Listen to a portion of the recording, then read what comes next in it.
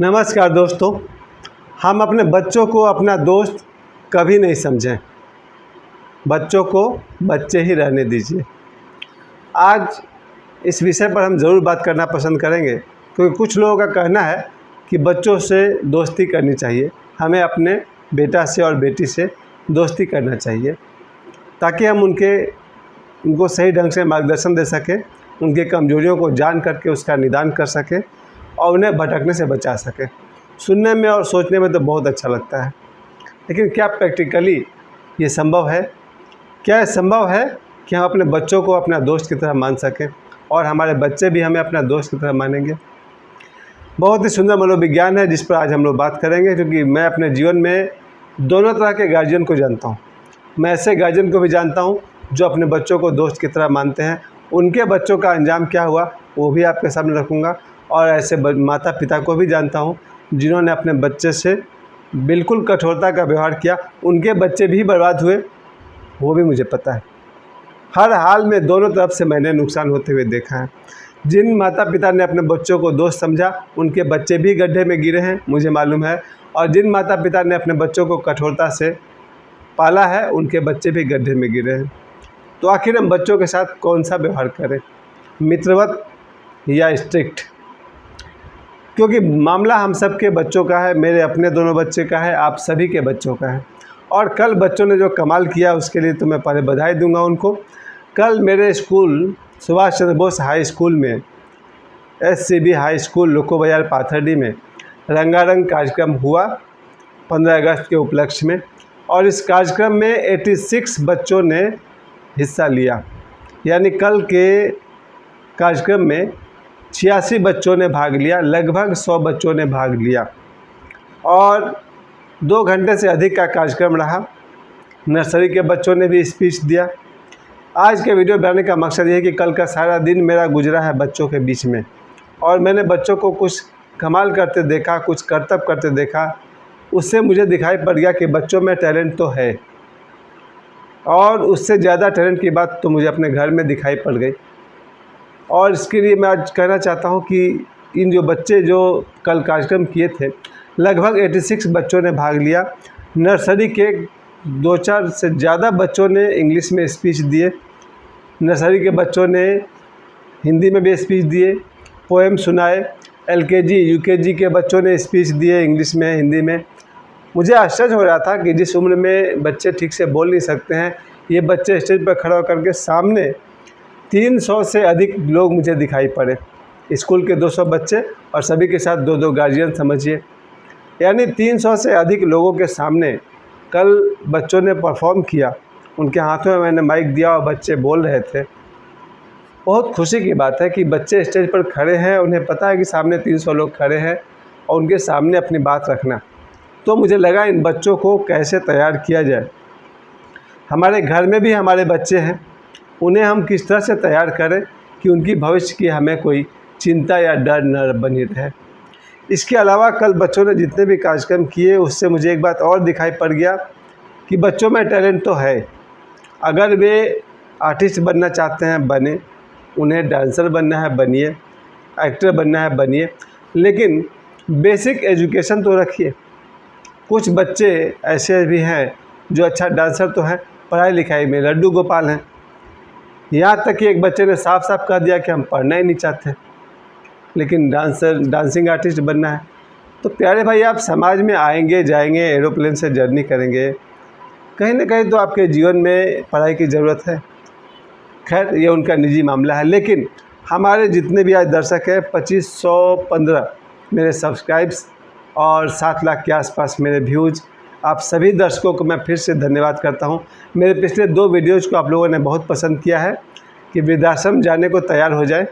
उसके बहुत सारे व्यू थे, लॉन्ग वीडियो था मेरा, 20 मिनट का वीडियो था, लगभग 350 लोगों ने उसको देखा है। वृद्धाश्रम जाने को तैयार हो जाएं, 20 मिनट का वीडियो को 350 लोगों ने देखा है, इसके लिए मैं आप सभी का आभारी हूँ। मेरा एक और वीडियो जो 3 दिन पहले मैंने अपलोड किया था श्री राम भद्राचार्य जी के बारे में, उसको भी 450 के आसपास लोगों ने देखा है। कल जो हम लोगों ने 15 अगस्त का कार्यक्रम किया उसे अब तक लगभग 200 के आसपास व्यूज मिल चुके हैं।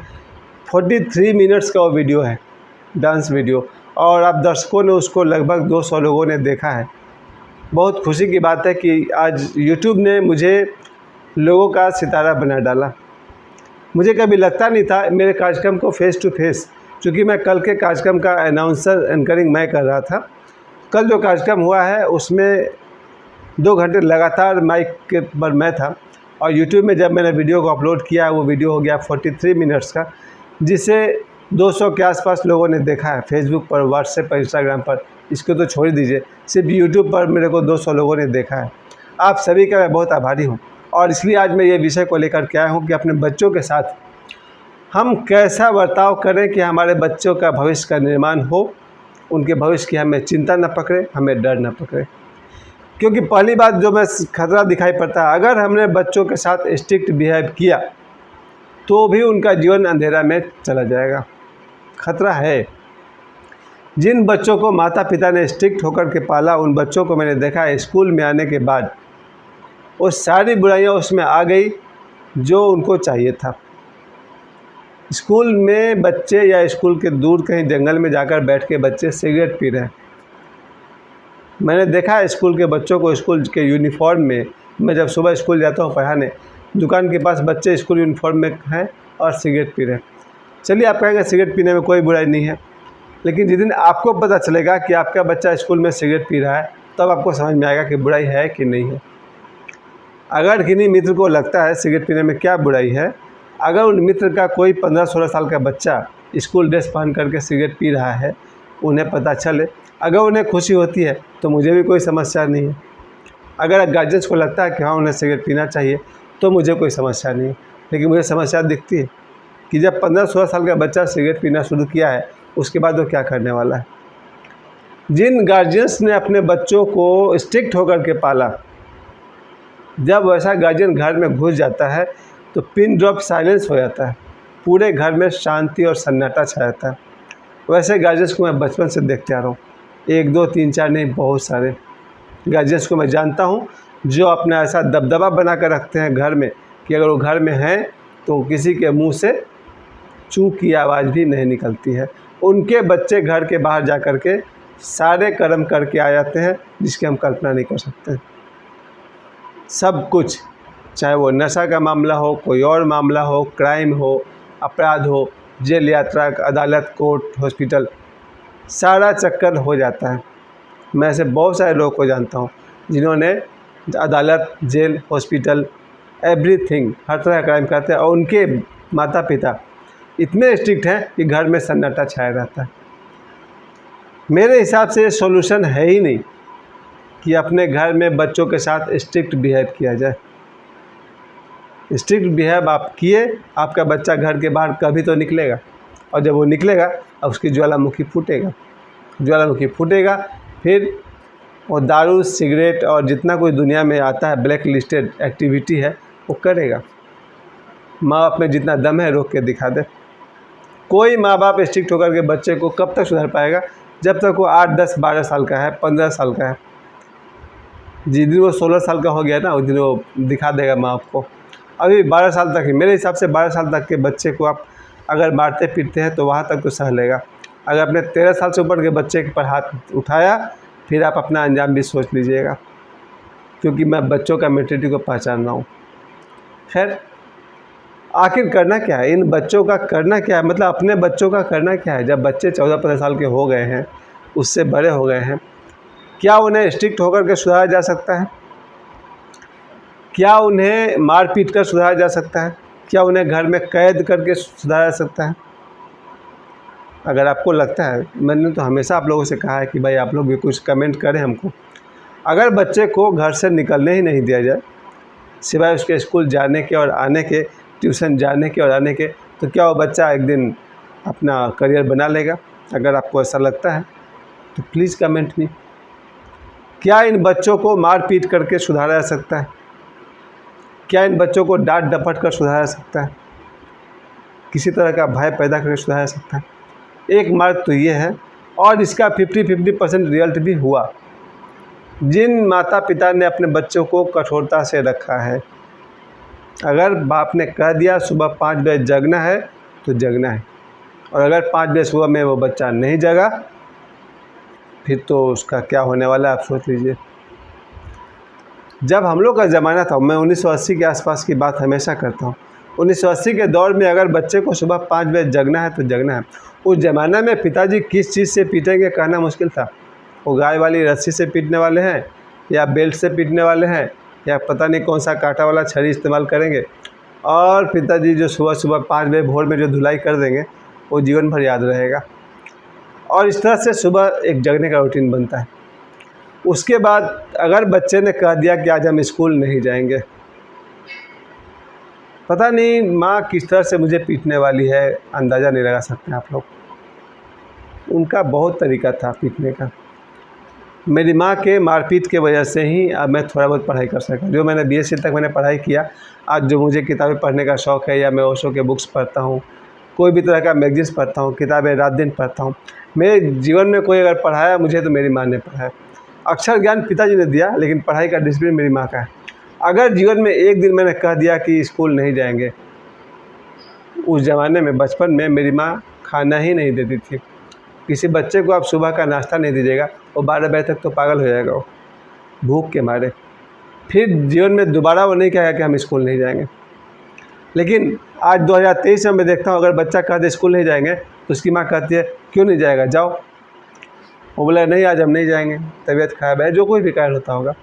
माता पिता 10 बार कहेंगे स्कूल जाना पड़ेगा, और वो बच्चा 11 बार बोलेगा हमको स्कूल नहीं जाना है। फिर अंत में उसके पिता बोलेंगे ठीक है आज भर मत जाओ, कल से जाना, दैट्स ऑल, हो गया। और वो बच्चा स्कूल नहीं जाएगा। मेरी माँ ने मुझे स्कूल ऐसे भेजा कि अगर एक दिन भी एब्सेंट हो जाए तो भैया मेरा क्या हाल होने वाला है आप सोच नहीं सकते। मेरे पिताजी ने मुझे बहुत कठोरता से पाला है। अगर सुबह 6 बजे जगना है, माँ तो बाद में 4 बजे का नियम लगा दी कि सुबह 4 बजे वो जगाती थी और लालटेन जला कर पढ़ाने बैठाती थी। वो सुबह 4 बजे से लेकर आज 2023 का 16 अगस्त 2023 का सुबह भी 4 से 5 के आसपास नींद खुल जाती है। तब उम्र का फ़र्क होता है थोड़ा सा। आज भी सुबह अपने आप नींद खुल जाती है, वही माँ का बनाया हुआ रूटीन है। वो स्कूल नहीं जाएंगे ऐसा मेरे पिताजी ने मुझे मौका ही नहीं दिया। अगर हम बोल देते, शायद कहीं बोले भी नहीं हैं कि आज हम स्कूल नहीं जाएंगे, ऐसा उन्होंने कभी कहा नहीं। मैंने कहने के बाद पिताजी का जूता और मेरा पीठ दोनों का ज्वाइनिंग होया था। खैर, लेकिन मैंने धोखा तो दिया उस कठोर पिताजी को, उस स्ट्रिक्ट पिताजी को मैंने धोखा तो दिया। स्कूल जाने के नाम पर मैं सिनेमा हॉल जाता था। स्कूल जाने के नाम पर उन दिनों वीडियो हॉल स्टार्ट हुआ था, 1985-86 में वीडियो हॉल जाया करता था। और आज मेरी हालत ये हो गई कि मेरी कोई सरकारी नौकरी नहीं हुई, ट्यूशन पढ़ाओ, प्राइवेट स्कूल में पढ़ाओ, नुकसान किसका हुआ? मेरा ही हुआ। माँ को जो मैंने धोखे दिए, पिताजी को जो धोखा दिया, उसका परिणाम मैं आज भुगत रहा हूँ। ये और बात है कि जीवन में ओशो जैसे गुरु आए और अंत में बागेश्वर धाम सरकार जैसे गुरु आए, जिन्होंने मुझे मेरे ऑटो डिसिप्लिन की याद दिला दिया।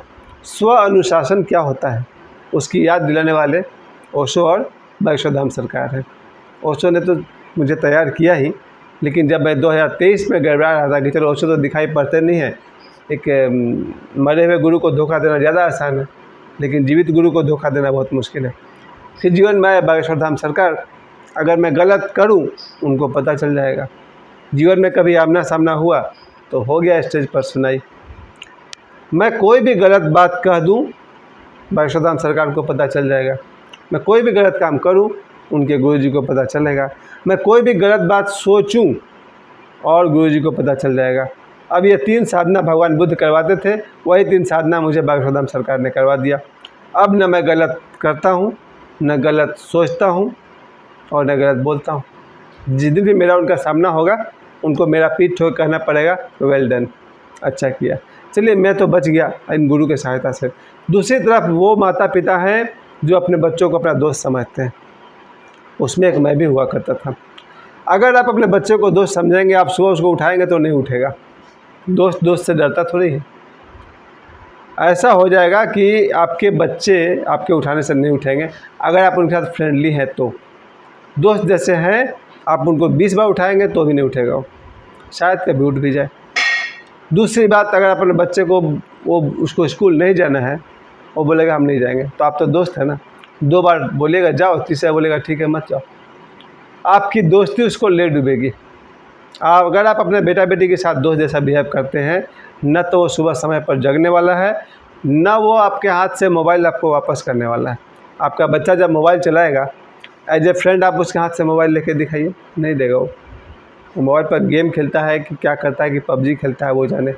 बच्चे के हाथ से मोबाइल लेना बहुत मुश्किल है अगर आप उससे फ्रेंडली बिहेव करते हैं तो जिन लोगों ने अपने बच्चों से दोस्त जैसा बिहेव किया है, उनके बच्चे भी बर्बाद हुए हैं। सुबह समय पर नहीं उठेंगे, क्योंकि दोस्त है ना भैया, दोस्त तो अपने ढंग से उठेगा।